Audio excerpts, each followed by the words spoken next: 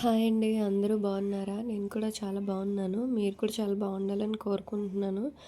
Morning చూసారా weather ఎలా ఉందో? ఎంత బాగుందో! కానీ ఎంతసేపు ఉండదు. వెంటనే ఎండొచ్చేస్తది.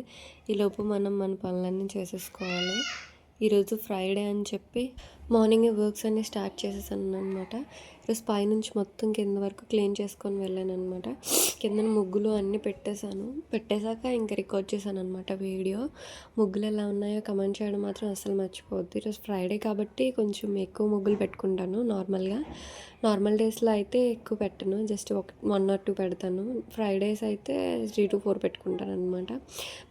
మొత్తం మెట్ల మీద కూడా అన్నిటి మీద ముగ్గులు పెట్టుకున్నాను. ఈరోజు ఫ్రైడే కాబట్టి కొంచెం రుబ్బేసాననమాట టిఫిన్ చేయడానికి. చిన్నప్పుడైతే అసలు టిఫిన్స్ కూడా తెలీదనమాట. మనకి మంచిదని చెప్పి వేడిగా అన్నమే తినిపించేసేది మా అమ్మ. అసలు టిఫిన్స్ అంటేనే పెద్ద ఏదో అనిపించేది. కానీ ఇప్పుడు నేను చేస్తుంటే ఇంత ఈజీనా టిఫిన్స్ అంటే అని అనిపిస్తుందనమాట.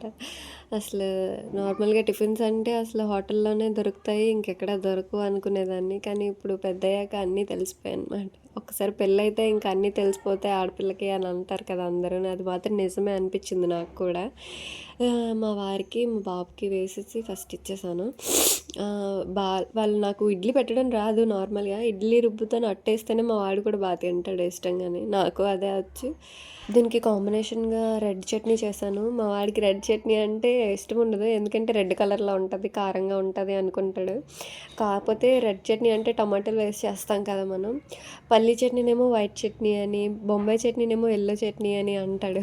భలే కలర్స్తో మాట్లాడతాడనమాట. చట్నీ అంటే ఇది అని మాత్రం మాట్లాడు. Yellow chutney, red chutney, white chutney అంటుంటాడు వాడు ఎక్కడికి వెళ్ళినా. పూరి బాగా ఇష్టంగా తింటాడు. కాకపోతే పూరీలు ఇంట్లో చేసుకోలేం కదా, అందుకే అట్లు బాగా తింటాడనమాట ఇంట్లోని. ఇంకా చపాతీలు అన్నీ తింటాడు బాగా. మనం ఎన్ని చేసినా వాళ్ళ గురించే కదా చేస్తాం, వాళ్ళ కడుపు నిండాలనే కదా. అందుకే మధ్యాహ్నం లంచ్ కూడా చేసేసి పక్కనే షాప్ ఉంటే షాప్కి వెళ్ళానమాట.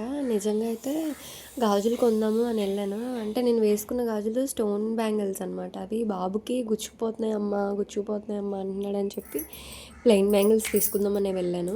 కానీ ఇంక ఊరుకోము కదా, ఆడవాళ్ళ గురించి తెలిసిందే కదా, ఏదో ఒకటి కొని తెచ్చుకోవాలన్నమాట.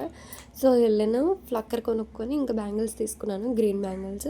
ఇలాంటివి ఆల్రెడీ నా దగ్గర రెడ్ కలర్ కూడా ఉన్నాయి. అవి ఇవి పేరప్ చేస్తే బాగుంటాయి అని చెప్పి ఇంకా ఈ కలర్ తీసుకుని వచ్చాను.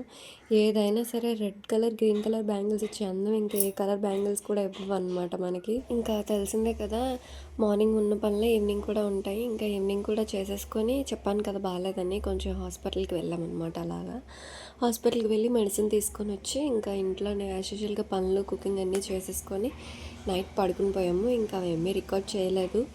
వీడియో నచ్చితే లైక్ చేయండి, షేర్ చేయండి, సబ్స్క్రైబ్ కూడా చేసుకోండి. ఇంకా మీ వాళ్ళు ఎవరికైనా తెలిసిన వాళ్ళు ఉంటే ఫార్వర్డ్ చేయండి. Thanks for watching. Thank you so much.